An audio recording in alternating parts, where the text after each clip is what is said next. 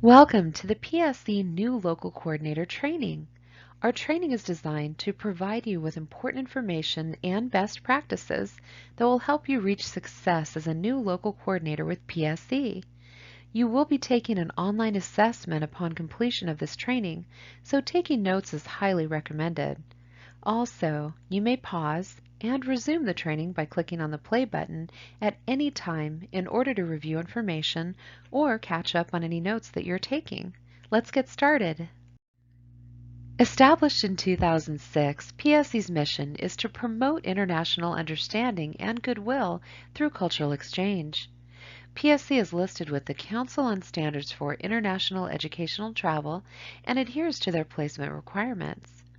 The PSE Inbound program places international students in schools across the United States. Students obtain an F1 visa, which is a non-immigrant, full-time student visa allowing foreigners to pursue an education in the U.S. The I-20 document is issued by the school and provides supporting information for the issuance of a student visa or change of status. The Inbound program stay offers three options: a full academic year, semester, or trimester, which usually lasts 10 to 12 weeks. We have an outstanding reputation for providing personal attention and service, and our dedicated staff works every step of the way to ensure a successful experience. Here are some interesting facts about PSC. PSE welcomes approximately 350 to 500 new and returning students every year, and some students participate for multiple years. Our students come from many different countries all over the world, from Asia, Europe, and South America. Education, Travel, and Culture, or ETC, is a J1 program sister agency of PSE. The main differences between the PSE F1 program and the ETC J1 program is that the J1 visa program is regulated by the U.S. State Department, the student can only participate for 1 year, and they are placed with volunteer host families, whereas the F1 visa program is regulated by the Homeland Security. Students can extend for multiple years, and typically host families are paid a monthly stipend to host. Now, let's look at local coordinator qualifications and responsibilities. Local coordinator qualifications include: the LC will need to pass a criminal background check, have a valid driver's license, and the ability to travel locally, hold an interest in working with youth from other cultures, be able to meet with students on a monthly basis, and resolve any conflicts that arise. The LC should have basic computer and internet skills and be connected to their community and be able to network.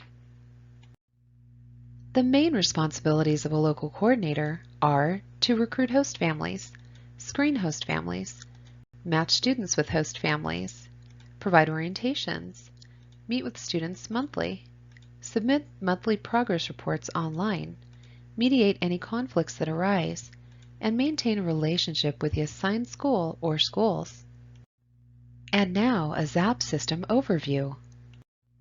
ZAP is the online student exchange application system that PSE utilizes for managing host family and student applications, tracking the placement of students, student flight information, and monthly progress reports.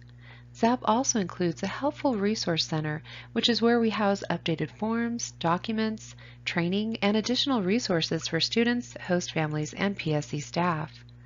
All PSE local coordinators need to complete a mandatory ZAP online training in our learning management system, VERCO, which will provide you with additional information. Let's explore how to successfully match students with host families. It's important to really get to know your students very well. Having this information will help in your recruiting efforts. First, read the student's application thoroughly and really get to know the student's interests and limitations, such as allergies to foods and animals. PSE does not make guarantees to our students regarding host families, but we try to take requests into consideration. For example, if a student requests a family with no siblings, or a Christian family, or a family with no pets, or a family who lives close to school, we do try our best to accommodate. Try to find and create the best fit from the beginning.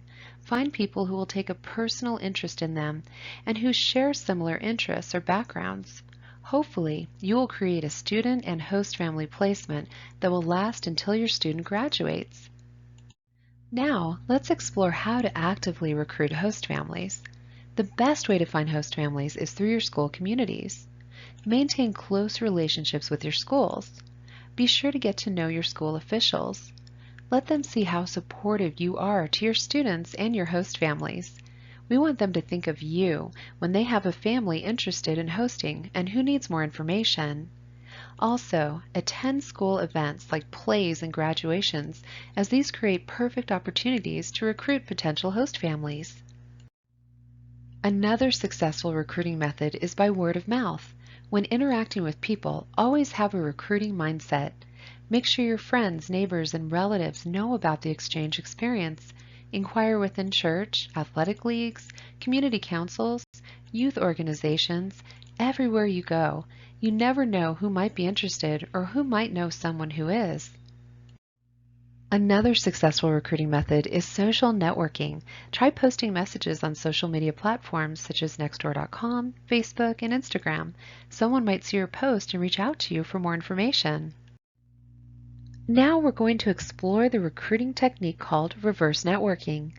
This is the method of identifying a student's main characteristics and using these characteristics as a tool for recruiting a suitable host family specifically for that student.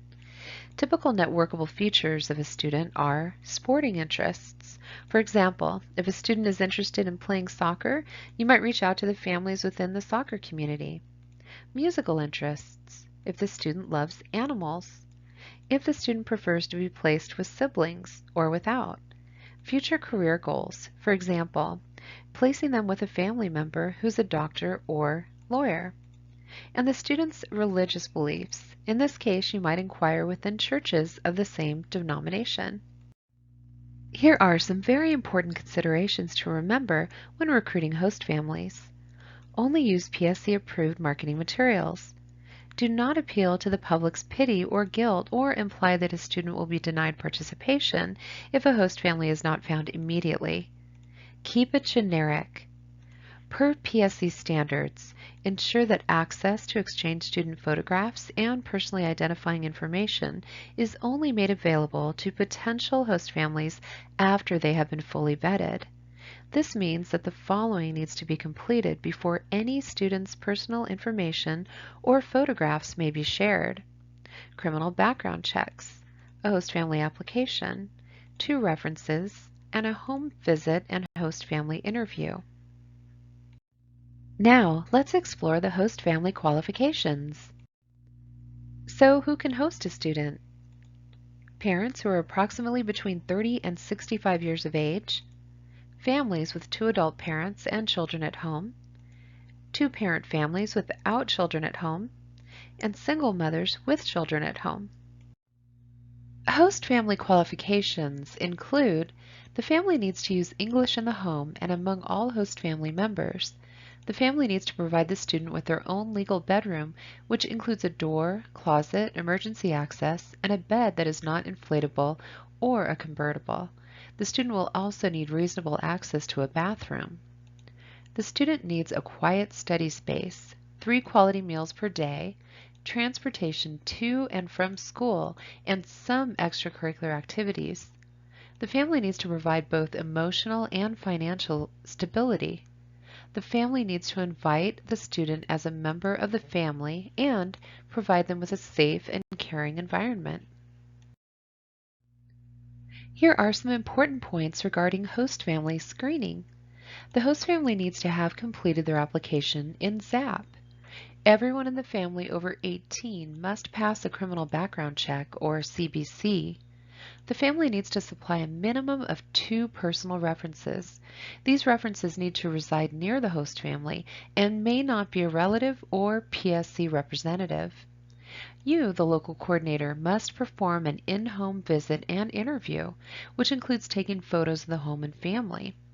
Host families need to provide payment information to receive their stipends. The host family needs to identify their motivation for hosting, and the host family must be able to meet quality and safety standards. Here are some considerations with regards to placements requiring additional approval.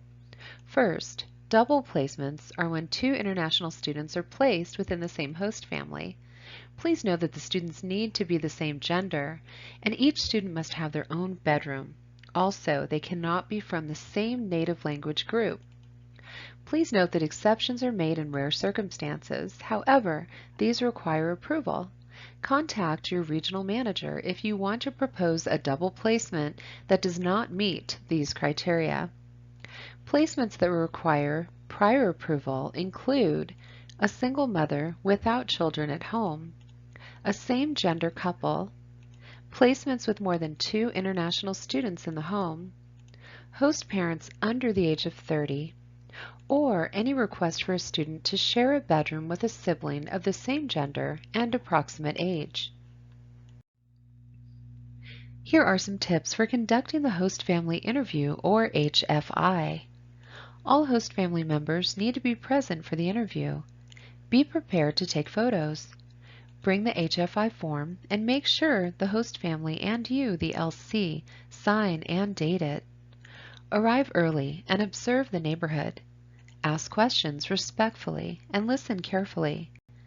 Trust your instincts and provide honest feedback. Throughout the process, think, would you place your own child in this home with this family? If the answer is no, then it is not a suitable placement. Now, let's review important information about the host family stipend. PSE needs to have a W-9, a direct deposit form, and a voided check for a host family stipend to be issued. PSE host families are paid their stipends at the end of each month. Please refer to the host family stipend schedule in ZAP for the payment dates. The stipend may be prorated based on the student's arrival to the host family and departure from the home. We are required by the IRS to issue 1099s to the host families each calendar year for stipends paid in excess of $600. Now, let's look at the student placement process. The PSE placement process begins with the student being accepted to a school. Then, the student is assigned to a local coordinator. You, as an LC, can access the student's application in ZAP. You will then identify the host family, and they will complete the host family application. The screening process includes a criminal background check, or CBC, on anyone 18 years and older living in the home, the host family in-home interview, and a reference check. Then, the student placement is finalized. The host family receives an email and is given access to the student application. The LC will receive a copy of the placement confirmation once the student is placed. Always remember to keep your regional or field manager informed throughout the process. Establishing and maintaining strong school relationships is one of the cornerstones of our program. Please make sure the school officials know who you are and have your contact information. Visit your school at least twice a year or one time per semester. The school is a great place to host your student and host family orientation sessions. It is also a great place to recruit for host families. Students may try to convince their host families to host them independently without PSE. Please remind them that without an agency, a host family and/or student will not have local coordinator oversight or assistance, a guaranteed PSE stipend, and the student will no longer have health insurance through PSE.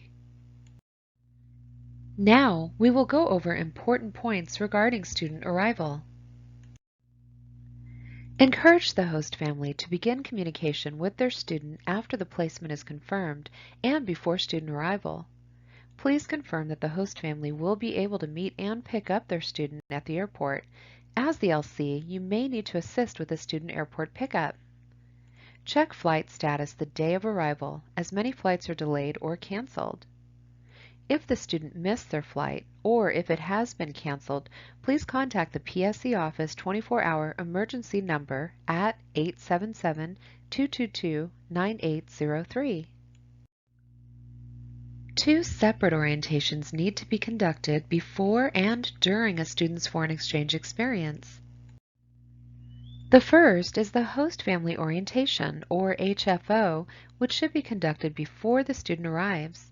This orientation includes important information like adjustment issues, setting expectations, conflict resolution, travel, insurance, and emergency procedures. Make sure to conduct this orientation on a separate date than the host family interview. The student orientation, or STO, needs to occur within 2 weeks after the student arrives to the United States. This orientation includes information such as American customs, overcoming challenges, communication, student rules, travel, insurance, and safety. Please make sure to have your host families and students sign and date the required orientation sign-off sheet after you conduct the orientations. These forms need to be uploaded into the ZAP system. Before we dive into student supervision, it's important to understand the pattern of adjustment that most students experience in a homestay situation, the student adjustment cycle. In the first stage, or the honeymoon period, everything is a new and exciting adventure, and the student is the center of attention in their new family. This is a stage filled with anticipation and positive energy. In the second stage, the student may question their decision to become an exchange student. They may feel anxious or frustrated as they encounter new rules, chores, and curfews. The school experience may be more difficult than they ever imagined, including making new friends and communicating in English. The third stage, known as the down period, is where the student may feel lonely, isolated, or homesick. In the fourth stage, the experience shows improvement as the student is making friends, forming lasting relationships, and becoming more involved in activities. Their English has improved, and they're feeling more confident. The fifth stage is where the student reflects on their experience. They will have made many great memories, which will create emotions as they prepare to return home. Please keep in mind that a student may skip a stage or revisit stages in no definitive order.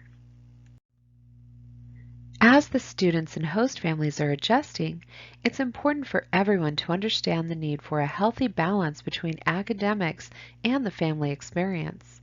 Host families need to recognize that academics are very important for students, and they may need to spend more time focused on their studies.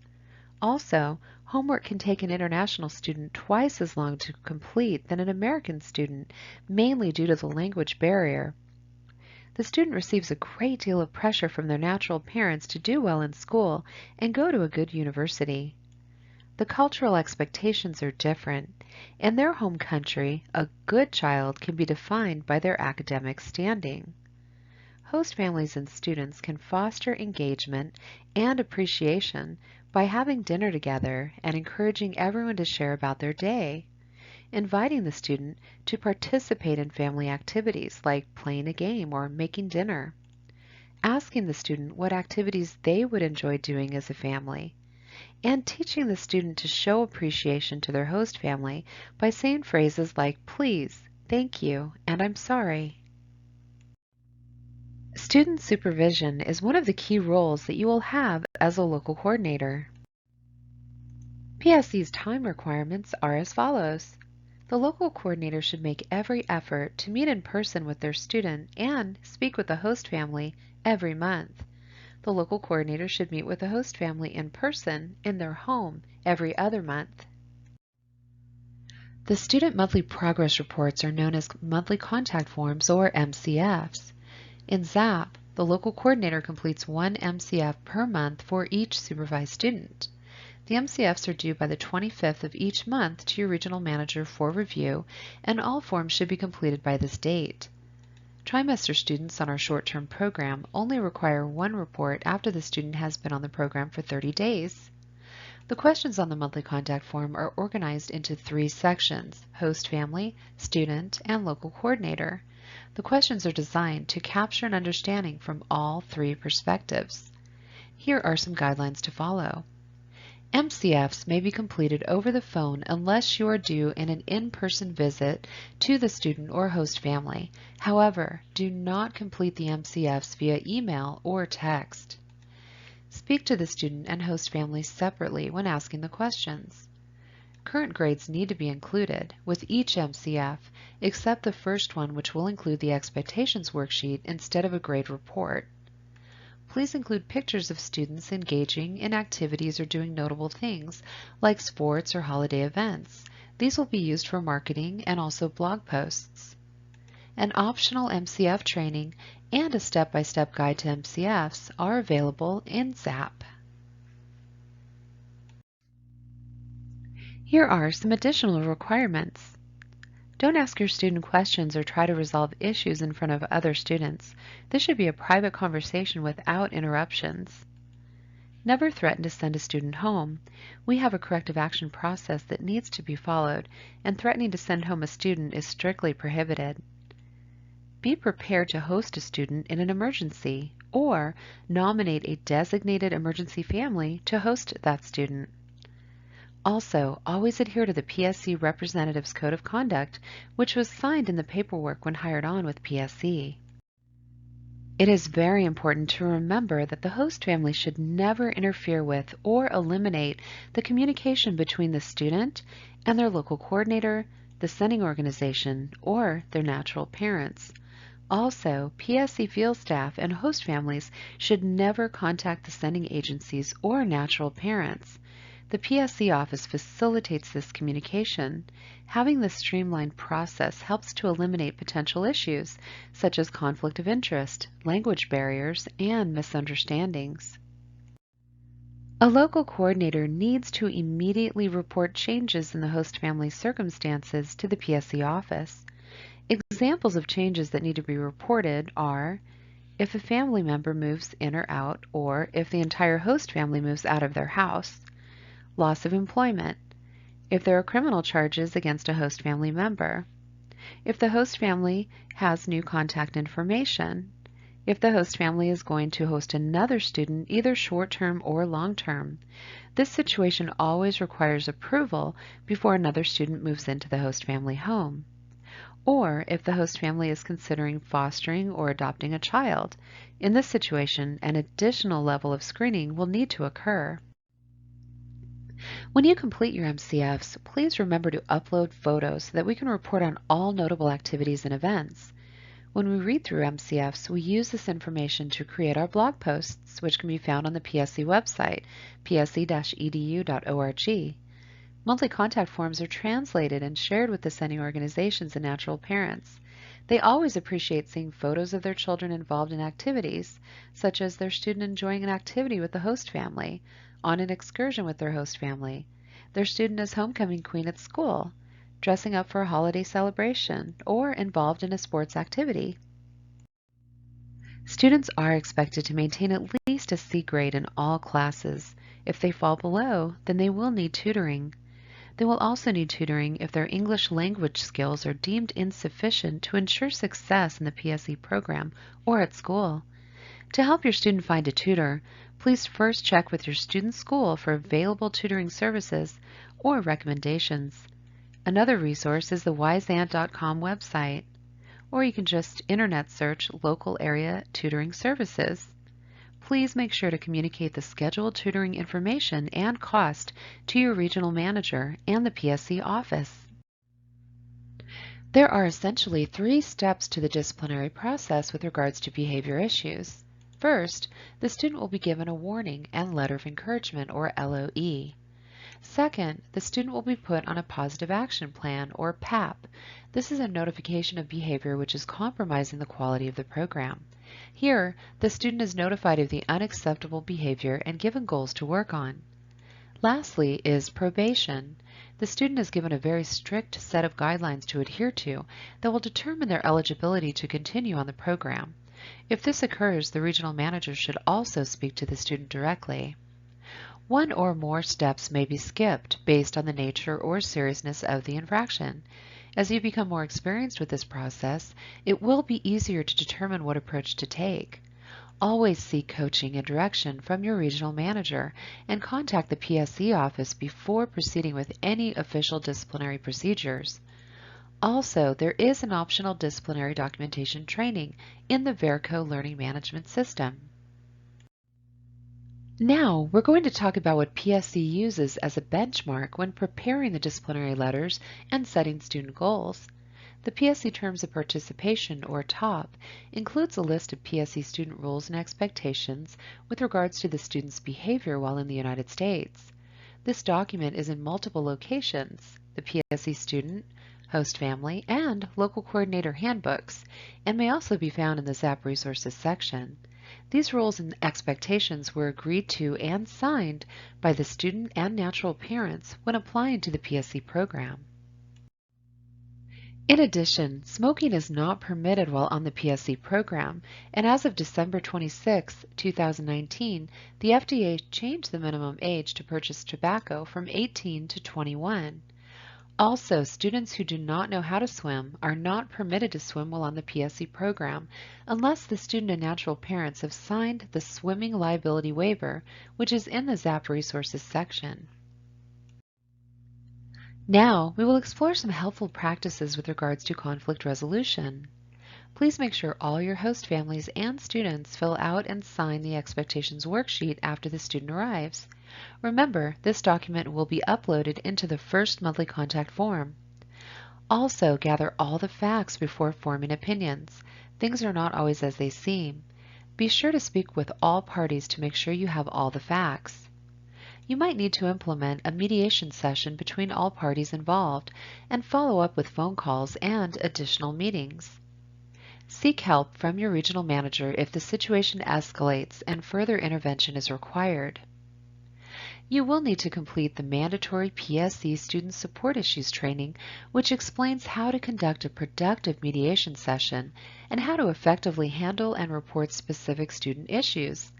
This training is in the Verico Learning Management System and will be assigned to you as part of the onboarding process. When a student is relocated, the new host family needs to be properly screened and then approved by the PSE office prior to moving the student. Understanding how to prevent a student move from occurring is key. First, help foster consistent and effective communication between the student and the host family. Don't ignore warning signs or red flags. Make sure that both the student and the host family are included in the action plan process. Following the PSE mediation process is critical for resolving conflicts and ensuring a successful exchange experience. Also, following up regularly after a mediation ensures that everyone is doing their part. If any situation arrives where the safety or well-being of the student is in question, then the student will need to be removed from the home immediately. As we mentioned before, it is a basic local coordinator responsibility to serve as a designated emergency family. This is a family who is pre-screened with a host family application on file and ready to host a student in the instance of an emergency move. A PSE Permission to Travel request, or PTR, needs to be submitted if travel involves the student traveling alone, going to travel with someone other than the host family, traveling internationally, which includes Mexico and Canada, if the student will be traveling on a plane, if the trip will be longer than 72 hours, or if the student will be missing school. The Permission to Travel request form is in the Resources section of ZAP. Here is the general process for student travel approval. First, the student will need to complete the Permission to Travel request, or PTR. Then, the local coordinator or regional manager will submit this form to the PSE office.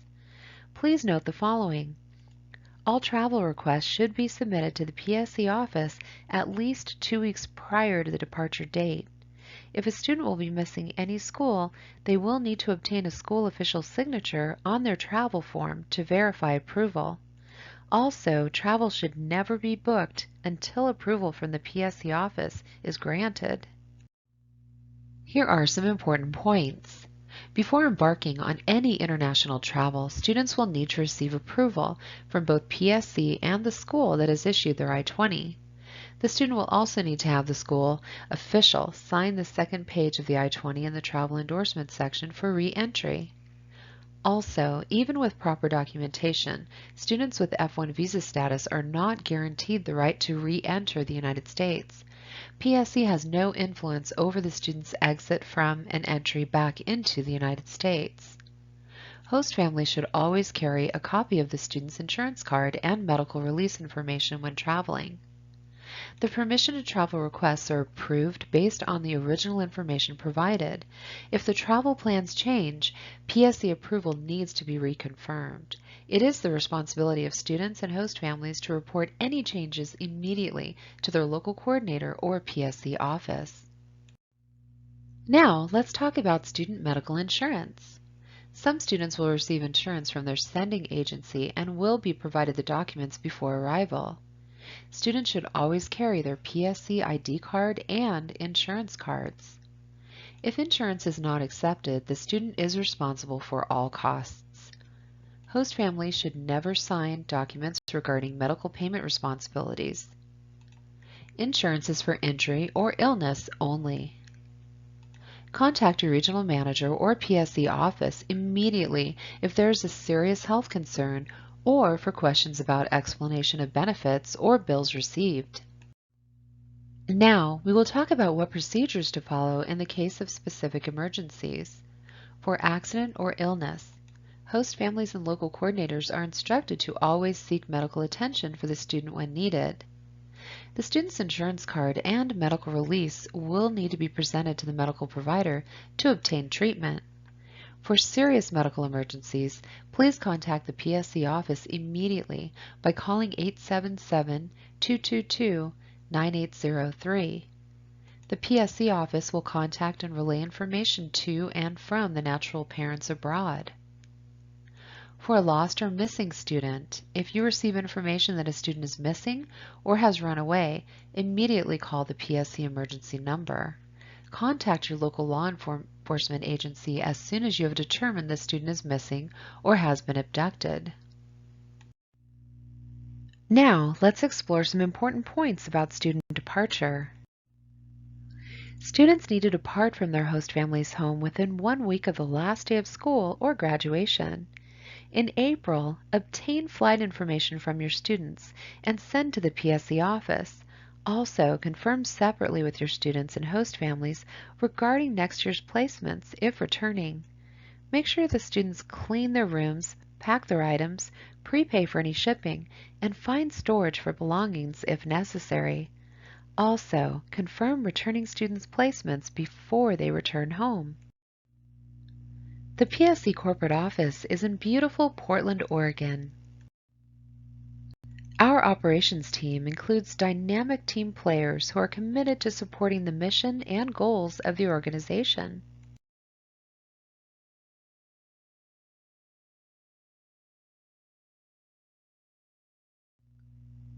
We have used these common abbreviations and terms in this new local coordinator training. Please become familiar with these as you will be hearing them and using them frequently in PSE communications. You may pause this training to review these terms, then press the play button to continue. This concludes the PSE New Local Coordinator Training. After completing and passing the new local coordinator training assessment, you will satisfy the PSE requirements for this training. If you have any questions, contact your regional manager or the PSE office. Again, thank you for all that you do as a local coordinator. We appreciate you.